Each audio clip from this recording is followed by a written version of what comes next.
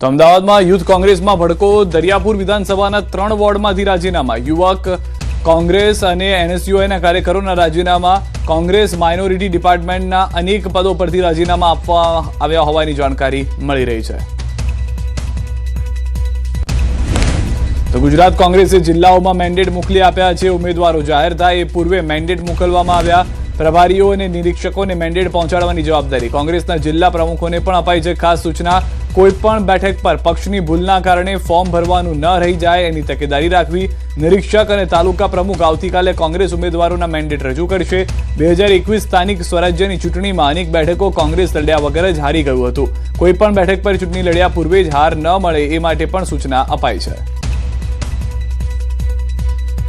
વડોદરાથી સમાચાર, ઉમેદવારોની જાહેરાત થતા સાવલી ભાજપમાં વિવાદ. સાવલી નગરપાલિકાની વોર્ડ નંબર 5ની ટિકિટ મુદ્દે વિવાદ. વોર્ડ નંબર 5ની ટિકિટ મુદ્દે વૈશાલી પુરોહિતનો આક્રોશ ફાટ્યો.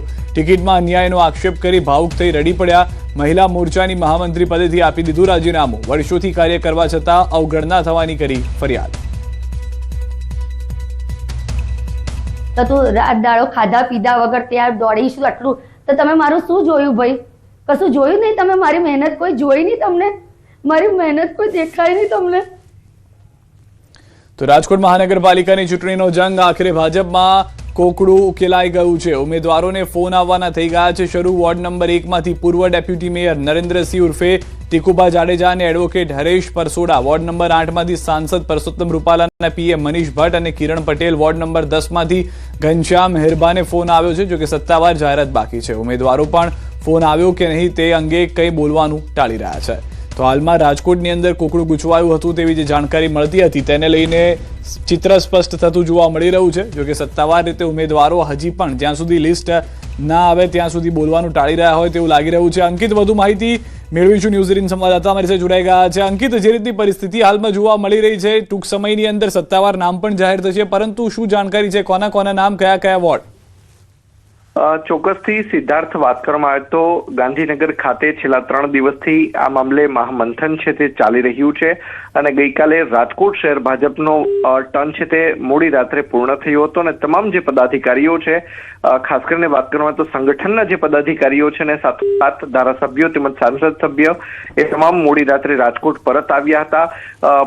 પ્રથમ તેવી વાત હતી કે બપોરે 12 વાગ્યા સુધી લિસ્ટ છે તે જાહેર થઈ જશે, પરંતુ બપોરના 12 વાગ્યા બાદ વાત એવી આવી હતી કે સાંજના 4 વાગ્યા સુધી ને હવે સાંજના 6 વાગ્યા સુધીમાં લિસ્ટ જાહેર થાય તેવી શક્યતા છે તે સેવાઈ રહી છે.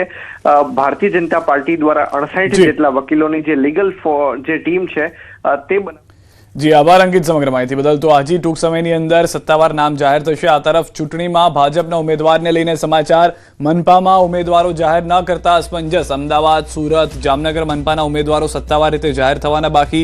વડોદરા, રાજકોટ મનપાના ઉમેદવારોની જાહેરાત બાકી છે. શહેરી વિસ્તારમાં ભાજપે બદલી રણનીતિ. નામ જાહેર કરવાના બદલે ફોનથી કરાઈ રહી છે જાણ. ઉમેદવારોના નામને લઈને છેલ્લી ઘડીની રણનીતિ. ઉમેદવારો જોઈ રહ્યા છે પોતાના નામની રાહ. ભાજપ હાઈકમાન્ડ તરફ દાવેદારોની નજર છે. વધુ માહિતી ન્યૂઝ 18 સંવાદદાતા ગૌતમ જોડાયા છે. ગૌતમ, આ રણનીતિ બદલવામાં આવી છે, શું મુખ્ય કારણ? ક્યાં સુધીમાં સત્તાવાર નામ જાહેર થવાની શક્યતા? જી બિલકુલ, ભારતીય જનતા પાર્ટીનું 4 દિવસથી મંથન જે છે તે પાર્લામેન્ટરી બોર્ડ બેઠકની અંદર ચાલી રહ્યું છે. અનેક નામો અંતર્ગતની ચર્ચા વિચારણા જે છે તે પણ સામે આવી રહી છે. અત્યાર સુધીની વાત કરીએ તો 15 જેટલા જિલ્લાઓમાં જિલ્લાના ઉમેદવારો, તદુપરાંત તાલુકાના ઉમેદવારો, નગરપાલિકાના ઉમેદવારોના નામની જાહેરાત કરવામાં આવી છે. પરંતુ વાત એ છે કે ભારતીય જનતા પાર્ટીએ જાણે રણનીતિ બદલી હોય તે પ્રકારના એંધાણ વર્તાઈ રહ્યા છે. જે પ્રકારે મહાનગરપાલિકાની વાત કરીએ તો અમદાવાદ, રાજકોટ, સુરત, વડોદરા સહિતની જે મહાનગરપાલિકા છે કે જ્યાં ભારતીય જનતા પાર્ટીનું શાસન અકબંધ રીતે જોવા મળી રહ્યું છે, ત્યાં જાણે રણનીતિ બદલી હોય તે પ્રકારે લાગી રહ્યું છે. હજુ સુધી નામ જી આભાર સમગ્ર માહિતી બદલ ગૌતમ. તો રણનીતિનો બદલાવ જોવા મળી રહ્યો છે. દ્વારકામાં ભાજપમાં ઉમેદવારની પસંદગીનું કોકડું ગૂંચવાયું છે. શહેર અને ગ્રામ્ય વિસ્તારોમાં ઉમેદવારોના નામને લઈને હજુ કોઈ જાહેરાત થઈ નથી. ઉમેદવારોની ટિકિટ કપાઈ હોવાથી નારાજગી ટાળવા યાદીમાં વિલંબ થઈ રહ્યો હોવાની ચર્ચા છે. દાવેદારી વધતી જતા ભાજપનું કોકડું ગૂંચવાયું. દ્વારકામાં જિલ્લા પંચાયતની 22 બેઠકો, તાલુકા પંચાયતની 80 બેઠકો, ખંભાળિયા અને રાવલ નગરપાલિકાની કુલ 60 બેઠકોનો સમાવેશ થાય છે. વધુ માહિતી ન્યૂઝ 18 સંવાદદાતા મુકુંદ પાસેથી મેળવીશું. મુકુંદ, અહીંયા પણ દ્વારકામાં કોકડું ગૂંચવાયેલું જોવા મળી રહ્યું છે. સત્તાવાર કોઈને ફોન આવ્યા, કોઈ જાણકારી?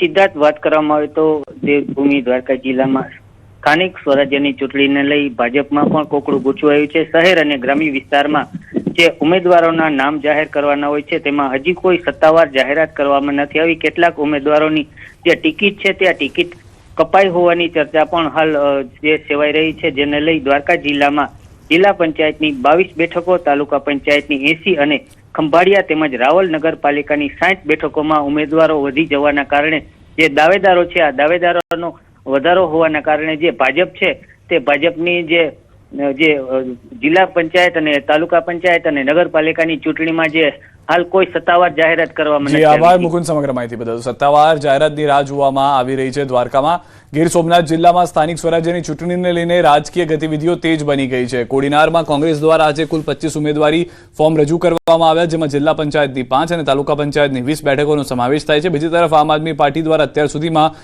કુલ 13 ફોર્મ ભરવામાં આવ્યા છે, જેમાં જિલ્લા પંચાયતની 4 અને તાલુકા પંચાયતની 9 બેઠકો માટે ઉમેદવારી નોંધવામાં આવી છે. ચૂંટણીને લઈને તમામ પક્ષો વચ્ચે સ્પર્ધા તેજ બનતી જઈ રહી છે. આજે કોડીનારના 24 તાલુકા પંચાયતના ફોર્મ રજૂ કર્યા છે અને 5 જિલ્લા પંચાયતના ફોર્મ રજૂ થયા છે અને આગામી દિવસોમાં કોંગ્રેસનો ભવ્ય વિજય થાય એ રીતની રણનીતિ નક્કી કરી છે અને કેમ્પેનિંગ પણ એ રીતના જ કરશું. આ વખતે સાહેબ અમારી 8 થી 10 સીટ આવશે.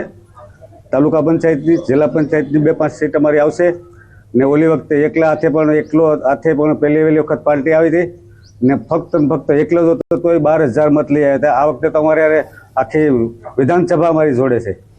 સુરેન્દ્રનગર મહાનગરપાલિકાની ચૂંટણીના માહોલ વચ્ચે વોર્ડ નંબર 11ના કોંગ્રેસના 4 ઉમેદવારોએ ફોર્મ ભર્યા. પ્રેમજી ટુંડિયા, છેલા માંગુડા, જયશ્રી રાઠોડ અને અરુણાબેન પરમારે ઢોલ નગારા નાદ અને સમર્થકોના ઉત્સાહ સાથે કલેક્ટર કચેરી ખાતે ઉમેદવારી ફોર્મ ભરીને પ્રચારના શ્રી ગણેશ કર્યા છે.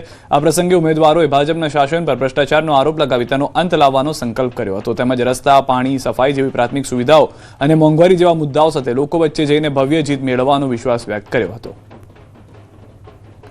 હું 35 વર્ષથી એક જ ધારો જીતું છું, નગરપાલિકા. 1 રૂપિયાનો ભ્રષ્ટાચાર નહીં. કોઈ કે 1 રૂપિયાનો ભ્રષ્ટાચાર કર્યો તો બાવો થઈને જુનાગઢ હોય વાતની મારી ગેરંટી છે. આ ભાજપ વાળા એટલો ભ્રષ્ટાચાર વાત મૂકી દો, આમનું નામ જ ન લો. તો મોરબીમાં ભાજપે ટિકિટ ન આપતા અપક્ષમાંથી નોંધાવી ઉમેદવારી. મોરબી નગરપાલિકાના પૂર્વ પ્રમુખ લલિત કામરિયાએ ભાજપ દ્વારા મહાનગરપાલિકાના વોર્ડ નંબર 8માં ટિકિટ ન આપતા પક્ષ સામે બળવો કરી અપક્ષ તરીકે પોતાની ઉમેદવારી નોંધાવી છે.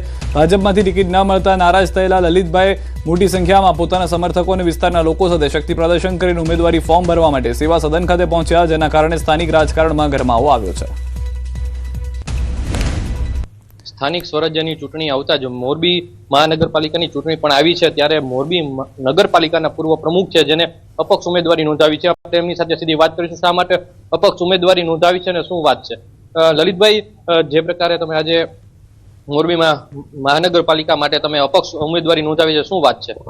મોરબી મહાનગરપાલિકાની અંદર ભારતીય જનતા પાર્ટી અમને અને દિનેશભાઈને 2માંથી એકને ટિકિટ ન આપતા એટલે અમે અપક્ષ ઉમેદવારી નોંધાવી છે.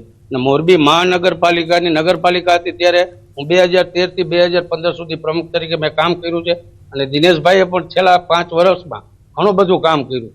એટલે અમે લોકોએ પાર્ટીને ખૂબ રિક્વેસ્ટ કરી છતાં ટિકિટ ન મળી એટલે અમે અપક્ષ ઉમેદવારી નોંધાવી.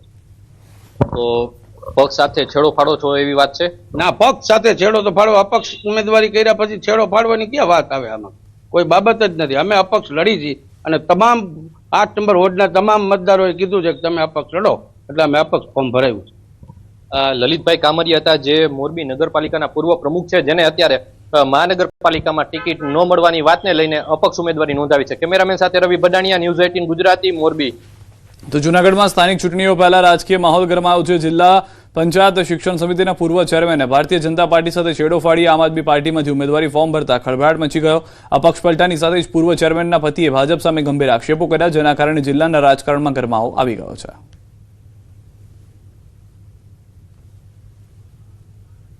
રાજકારણનો માણસ નથી કે બધા આયા કરે ને ના કરે એવો કુંડારા મને આવડતા નથી. હું શિક્ષણ અને આરોગ્ય ક્ષેત્રે છેલ્લા 2001થી મેં દાતાર એજ્યુકેશન ચેરિટેબલ ટ્રસ્ટની સ્થાપના કરી.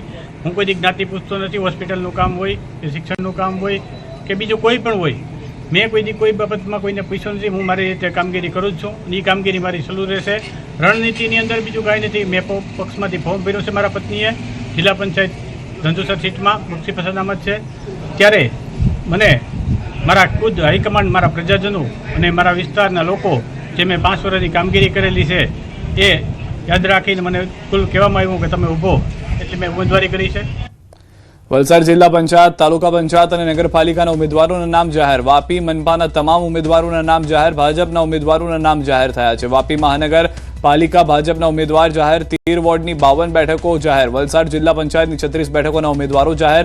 વલસાડ તાલુકા પંચાયતના 32 દાવેદારો થયા જાહેર. પારડી તાલુકા પંચાયતના 22 ઉમેદવારો જાહેર. ઉમેરગામ તાલુકા પંચાયતની 30 બેઠકો જાહેર. કપરાડા તાલુકા પંચાયતની 22 બેઠકો પણ થઈ છે જાહેર. ધરમપુર તાલુકા પંચાયતની 24 બેઠકો થઈ છે જાહેર. નાના પ્રોડા તાલુકા પંચાયતની 20 બેઠકો જાહેર. ઉમરગામ નગરપાલિકાની 7 વોર્ડની 28 બેઠકો જાહેર થઈ ચૂકી છે. વધુ માહિતી ન્યૂઝ 18 સંવાદદાતા ભરત પાસે મેળવીશું. ભરત, અહીંયા પણ જે રાહ જોવામાં આવી હતી, કદાચ તેનો અંત જોવા મળી રહ્યો છે. ઉમેદવારોનું નામ જાહેર થઈ ગયા છે. જી, આખરે ઇંતજારીનો અંત આવ્યો છે અને ભાજપે આખરે ઉમેદવારોની યાદી જાહેર કરી છે. ભાજપની આ યાદી જાહેર થતા જ કहीं ગમ જેવો માહોલ સર્જાયો છે, કારણ કે આ નવી યાદીમાં મોટા ભાગના નવા ચહેરાઓને સ્થાન આપવામાં આવ્યું છે. અગાઉ